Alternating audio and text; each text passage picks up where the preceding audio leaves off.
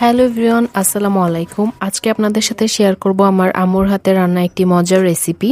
সেটা হলো মুড়ো ঘন্ট। ফার্স্ট এটার জন্য আম্মু একটি বড় রুই মাছের মাথাকে ভালোভাবে কেটে ধুয়ে পরিষ্কার করে নিয়েছে।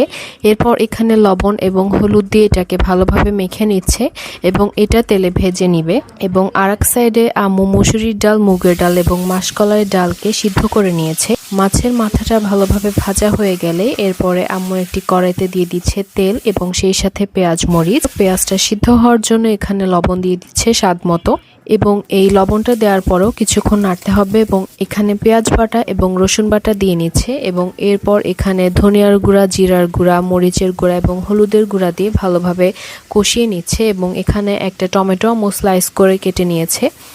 এরপর সেই আগে থেকে ভেজে রাখা মাছের মাথাটা ভালোভাবে দিয়ে এখানে আম্মু সামান্য কষানোর পানি দিয়ে দিয়েছে এবং এটা ভালোভাবে নাড়াচাড়া করতে হবে। এখানে অলমোস্ট মাথাটা পুরো ভেঙে গিয়েছে। এরপর আম্মু আগে থেকে সেই সিদ্ধ করে রাখা ডালের মিক্সচারটি এখানে দিয়ে দিচ্ছে এবং এটা দিয়েও কিছুক্ষণ কষিয়ে নিতে হবে এবং যখন পানি শুকিয়ে আসবে তখন আম্মু এখানে ঝোলের পানি দিয়ে দিচ্ছে এবং এই ঝোলের পানিটি দিয়ে কিছুক্ষণ রান্না করার পরে তৈরি হয়ে যাবে মজাদার এই মুড়ো ঘন্ট রেসিপিটি। এটি খেতে অনেক মজা হয়, সো এটা অবভিয়াসলি ট্রাই করবেন এবং কমেন্টে আমাকে অবশ্যই জানাবেন আজকের রেসিপিটি আপনাদের কেমন লাগলো।